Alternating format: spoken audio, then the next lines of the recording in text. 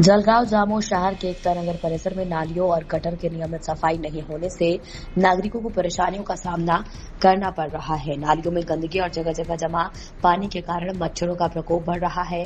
नागरिकों के स्वास्थ्य को लेकर चिंता व्यक्त की जा रही है। स्थानीय नागरिकों का कहना है कि एकता नगर परिसर की नालियों की पिछले करीब 6 महीनों से उचित सफाई नहीं की गई है। इसके चलते गंदगी और पानी जमा होने से मच्छरों की संख्या लगातार बढ़ रही है।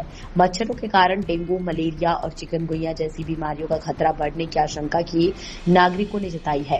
नागरिकों का आरोप है कि नगर परिषद प्रशासन द्वारा शहर के अन्य क्षेत्रों में नाली एवं गटर की सफाई नियमित रूप से नहीं की जा रही है, लेकिन एकता नगर परिसर की ओर से अपेक्षित ध्यान नहीं दिया जा रहा है। नागरिकों ने नगर एवं परिषद प्रशासन से मांग की है कि एकता नगर परिसर में तत्काल नालियों और गटर की सफाई कराई जाए, साथ ही जमा पानी की निकासी, मच्छर नाशक दवाओं का नियमित छिड़काव और फॉगिंग कराई जाए।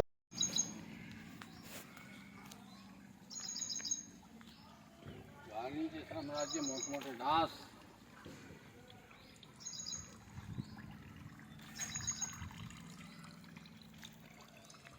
आपलीच मुलाखत घेतो. आपला परिचय काकाजी? श्रीराम वानखळे, जळगाव जामोद एकता नगर. एकता नगर मध्ये. आता हे एकता नगर परिषद मध्ये आहे की? नगर परिषद. अच्छा. या ठिकाणी नगर परिषदचे जे काम आहेत, नालीचे, साफसफाईचे, पाण्याचे, याच्यात होत या नाही. संदर्भात आपण काय म्हणणार? एका महिन्यातून एकदा येतात, हे काळात नाही बरोबर. आता पावसाळ्याचे दिवस आहेत. पावसाळ्याच्या दिवसामध्ये नाली साफसफाई करणे, पाण्याची विल्हेवाट लावणे हे नगर परिषदचं काम आहे.